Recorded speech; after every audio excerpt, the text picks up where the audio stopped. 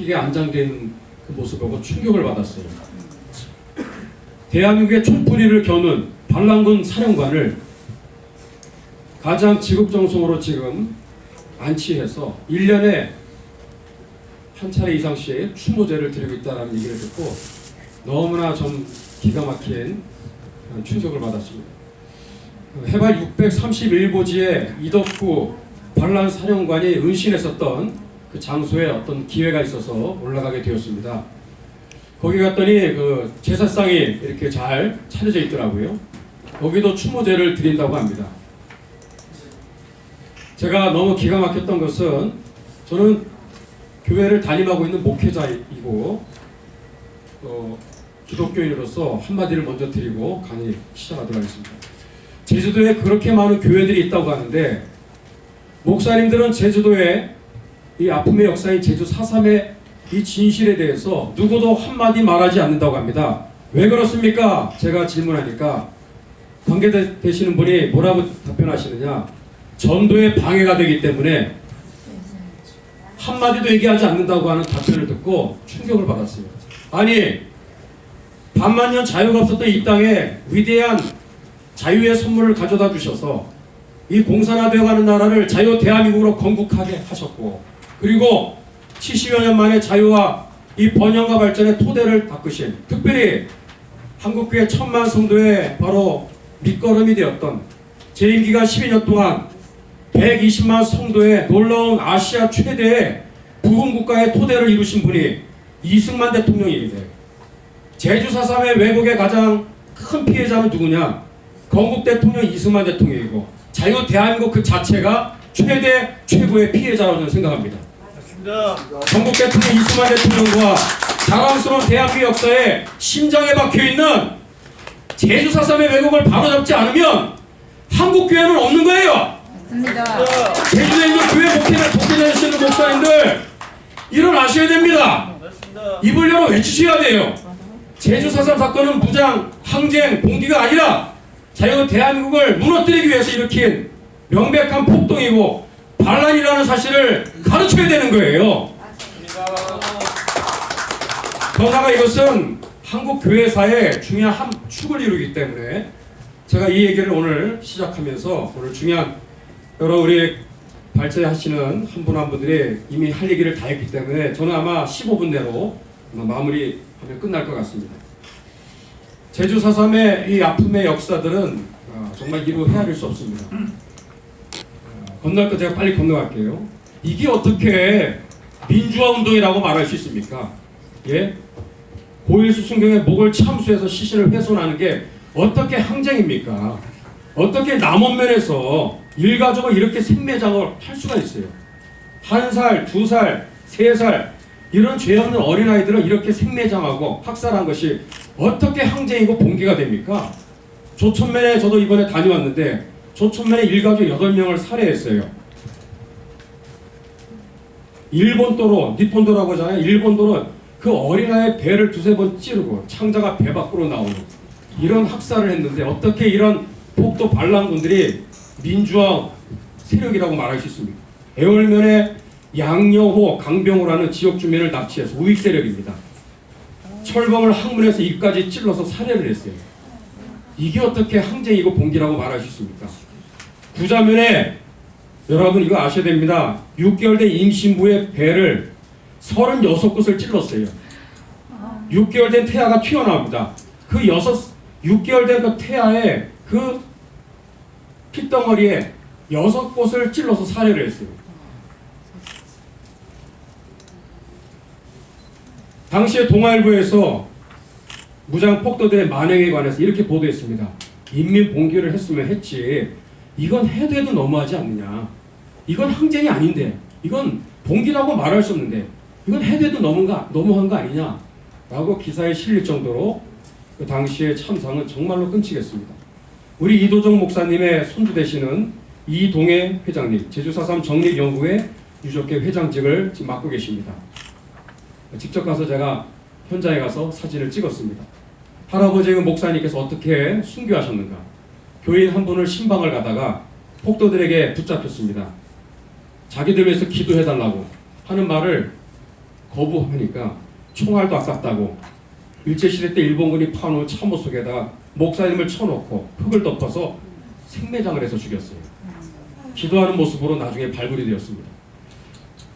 전직 대통령 두 사람의 입에서 국가폭력의 죄를 사죄한다고 말했죠. 알지도 못하면서 이런 얘기를 하는 것은요, 이것은 역사에 대한 범죄 행위입니다. 맞습니다.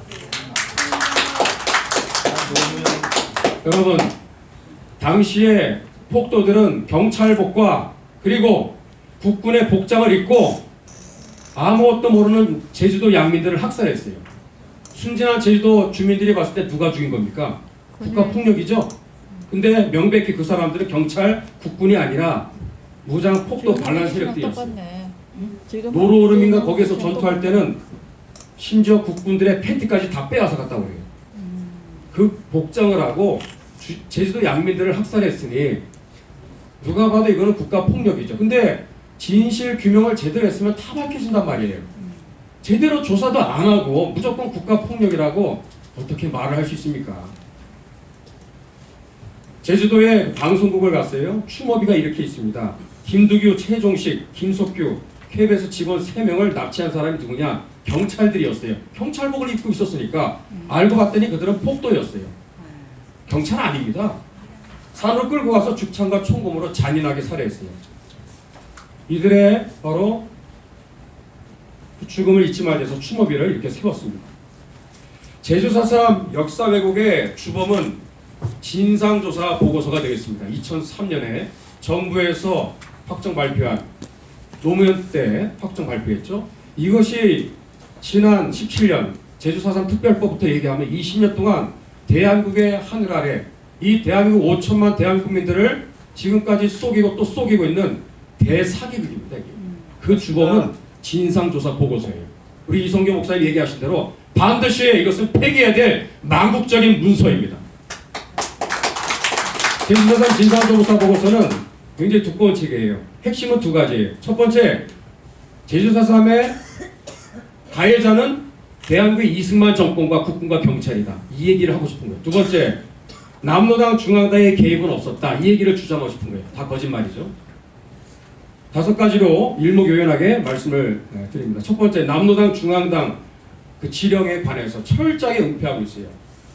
3.1 발포 사건이 4.3 사건의 도화선이었다고 좌파들은 그렇게 얘기하고 있는데 이건 새빨간 거짓말입니다. 4.3과 아무런 관련이 없어요.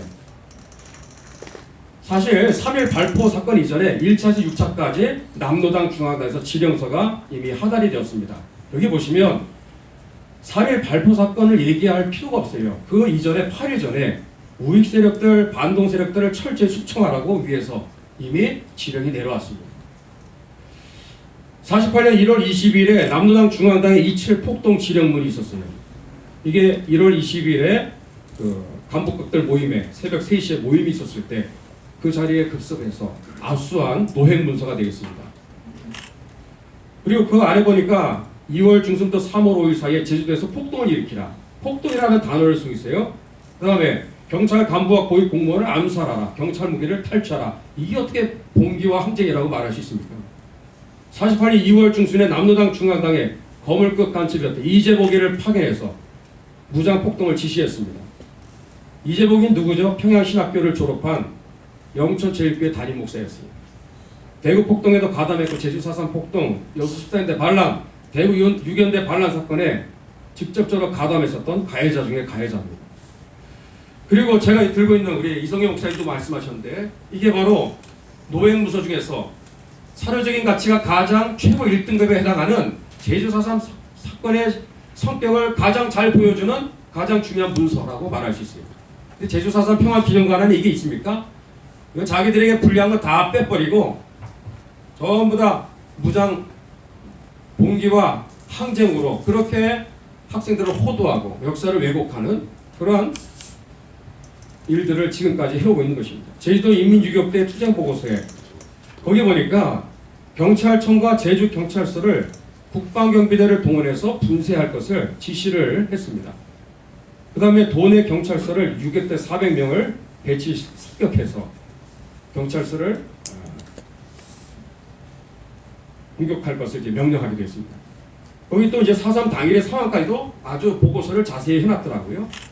그래서 감찰청 제1부서, 즉 경찰청과 현재 제주경찰서에 대한 국방경비대의 이 공격 명령은 실행에 옮기지 못하고 실패하죠. 그 얘기도 나와 있고요. 그 다음에 12개 경찰지서를 습격했다라는 거, 그 얘기가 이게 자세하게 보고 내용으로 다 나와 있습니다. 4.3 무장투쟁사 김봉영과 유격대원이었던 김민주 두 사람이 일본의 밀항에서 쓴 책입니다. 중앙당에서 청검삼이라는 코드네임을 가진 거물급간첩이 내려와서 직접 지휘를 했다라는 얘기가 거기에 실려 있습니다. 이중업으로 추정이 됩니다. 이중업은 이때 3월 15일 신촌회담이라는 이 중요한 회담을 주재했었던 거물급간첩입니다. 두 번째, 이 김인열 연대장의 4.18 평화회담의 허구에 대해서 이 반대한국 세력들, 좌파 세력들이 주장하는 제주3의 왜곡에 아주 그들의 금과 옥조로 추앙하는 그 문서가 바로 그 중요한 근거 자료가 김인열의 4.18 평화회담이라고 말합니다. 무슨 거짓말입니다. 김인열이라는 사람은 한 입으로 두 마디를 한 사람이에요. 4.3 사건 발생 이후에 기고문을 발표합니다. 그 다음에 세상 떠나기 전에 유고문을 작성하는데 같은 사람이 한 입으로 다른 말을 했어요.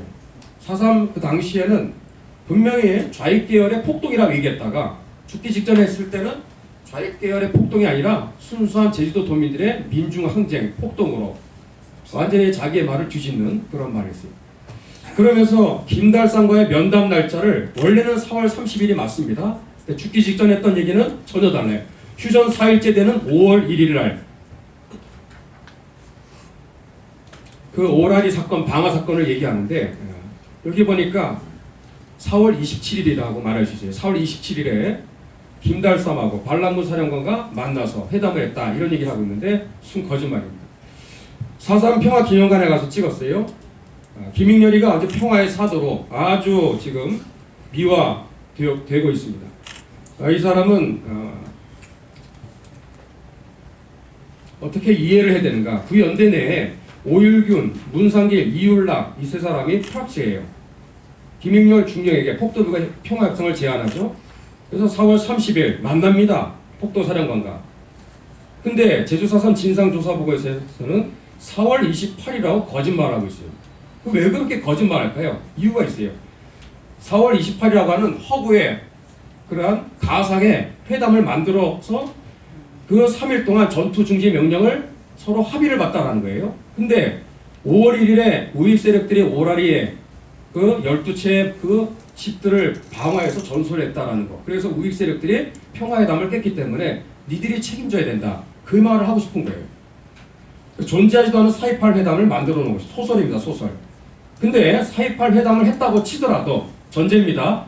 그래도 이 좌익 세력들, 좌파 세력들은 할 말이 없는 것이 4월 29일 날 오라리 마을에서 우익 청년 박두인, 고석종 두 사람이 납치 살해됐어요. 그 다음날 4월 30일 날 강공부 임갑생 우익 세력의 부인 두 분이 산으로 그 민오름이라는 산으로 끌고 올라갑니다. 이 폭도들이.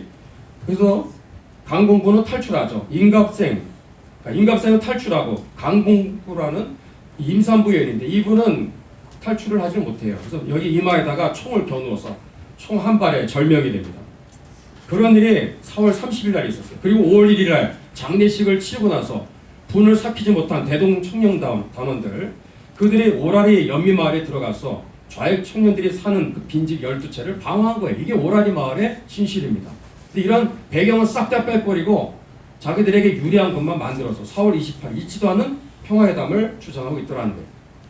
자, 오라리 사건은 완전히 날조된 것입니다. 거짓입니다. 다 책임을 우익들에게 덮어씌우기 위해서 만든 소설입니다. 제가 가서 직접 찍었고요. 민오름에 그 임신부가 학살당한 바로 그 장소가 바로 아까 사진입니다. 다랑시 사건 대표적으로 이 제주4.3 왜곡의 아주 대표적인 사례가 되겠습니다. 4.3 평화기념관 안에 갔더니 어마어마한 이거보다도 더 큰 아마 부스 안에 제주4.3 당시에 다랑시의 불에서 죄 없는 제주 양민이 학살당한 마치 국군과 격차를 학살자로 묘사하고 있는 그러한 기념관의 모습을 제가 찍었습니다. 48년 12월 18일 이 불에 은실하고 11명의 양민들을 무참히 학살했다. 누가? 국군들이 라고 얘기하고 있는데 순 거짓말입니다. 진실은 이렇습니다. 날짜부터가 다 거짓말이에요. 12월 18일이 아니라 12월 4일에 11명이 질식사한 사건입니다. 여기에 이 다랑시 마을의 이 불은 그냥 불이 아니라 남도당 반란군들의 아지트였어요. 아지트. 여기에서 여러 무기류가 여기서 발견이 되었습니다. 이것만 봐도 빼도 박도 못하는 진실이죠. 단순한 이거는 굴이 아니라는 사실. 유해는 양민이 아닙니다. 제주인민해방군이고 남로당 구자면당의 비밀 아지트 중에 하나였어요. 사건 날짜 발생일은 12월 18일이 아니라 12월 4일입니다. 다섯 번째 마지막입니다. 제주 4.3 희생자 부풀리기의 희생극이 바로 4.3 바로 진상조사보고서에서 지금 여지없이 드러납니다. 원래는 8만 명을 죽였다고 말하고 있어요. 이승만 정권과 국군과 경찰이. 나중에 3만 명으로 디스카운트 됩니다. 장난하는 겁니까? 여러분 2000년에 제주4.3 특별법을 제정했을 때 2년에 걸쳐서 제주도 도민 여러분 4.3 당시에 희생하신 분들 다 신고받으니까 다 신고하세요. 2년 동안 신고했는데 1700명밖에 안 들어왔어요. 숫자가 너무 저조하니까 12년을 연장해서 긁어모은 숫자가 14,000여 명이에요. 여기에 14,000여 명이 정말 억울하게 희생된 사람이란 말을 안 합니다. 거기에 들어가서는 안 되는 사람까지 다 들어가 있어요. 심지어 6.25 동란 때 인민군 북괴군 7,000여 명을 낙동강 방어선까지 끌고 왔던 적 사단장 이원옥이라는 사람의 이름도 거기 있어요. 적 사단장 이름이 거기 왜 있습니까? 간첩의 이름이 또 왜 있습니까? 생존자도 있어요. 제주 4.3과 관련된 사람들이 거기에 수두룩한 거예요. 자, 이것이 제주 4.3의 기가 막힌 지금 왜곡의 현실입니다. 결론 하나만 말씀드리고 마치겠습니다. 그럼 과연 몇 명이 희생됐는가? 가장 사료적인 가치가 높은 57년의 제주 신보 그리고 89년의 관광 제주 이 자료를 보면 9,000명, 8,000명 정도 추산합니다. 10,000명 정도가 아닙니다. 이 중에 한 대략 9,000명으로 한번 추산하고 한번 숫자를 한번 우리가 분류하겠습니다. 과연 가해자가 몇 명이 될까요? 우리 이성계 목사님이 이 부분에 대해서 많이 연구하셨는데 한 3,000명, 4,000명 브라운 대령 보고서라든지 김봉영, 김민주의 제주 부장 투쟁사의 그 내용을 보면 3,000명 주로 한 3,000명으로 꼽읍시다. 부천에서 3,000명 가해자 빼야 돼요. 남은 6,000명 중에서 폭도 반란군에서 살해당한 제주 양민들 그리고 군경 진압 과정에서 순직하신 군경 한 330여 명 됩니다. 한 2,000여 명 그분들은 이 제주 4.3의 정말 피해자라고 말할 수 있죠. 그분들 2,000명 또 우리가 분류해야 돼요. 나머지 한 4,000명은 뭘까요? 이건 추산입니다. 진실 규명이 제대로 되지 않았기 때문에 추산이에요. 그러나 어느 정도 맞을 겁니다. 이들은 진압 과정에서 9년 동안의 최장기 현대사에 가장 아픈 제주 4.3의 이 진압 과정에서 억울하게 희생당한 제주도 양민일 가능성이 높습니다. 그러한 숫자들을 한 사람 한 사람을 일일이 다 규명을 해서 역사에 있는 그대로 진실을 다 밝혀서 가해자들은 위패해서 빼야 되겠죠? 네. 제주 4.3 공원에서 완전히 철거해야 되겠죠? 맞습니다. 그리고 각자 전심을 다 철거해야 되겠죠? 진상조사 보고서 다 위패해야 됩니다. 다 철거해야 되는 거예요. 그리고 위해서 이렇게 가짜로 만든 주범들이 있습니다. 그분들을 역사의 법정 앞에 단죄를 해야 되는 거예요. 맞습니다. 그래야 제주 4.3이 정확하게 이것이 전부 다 이것이 치유가 되고 회복이 되는 것이지 이런 거 다 넣고 무슨 화해와 상생이다? 있을 수 없는 얘기입니다. 자, 결론입니다. 대한민국의 자랑스러운 역사의 심장에 박히는 대못 제주 4.3 왜곡입니다.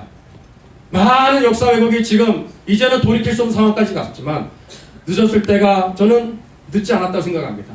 여기 계신 분들이 하나가 되어서 또 유튜브를 보시는 분들이 제주 4.3의 이 왜곡에 관심을 많이 가져주시고 목소리를 높여주시고 함께 같이 자랑스러운 대한민국을 바로 세우는 일에 우리 모두가 정말 선한 싸움을 싸울 수 있기를 정말 간절히 부탁드리면서 이상으로 마치겠습니다. 감사드립니다.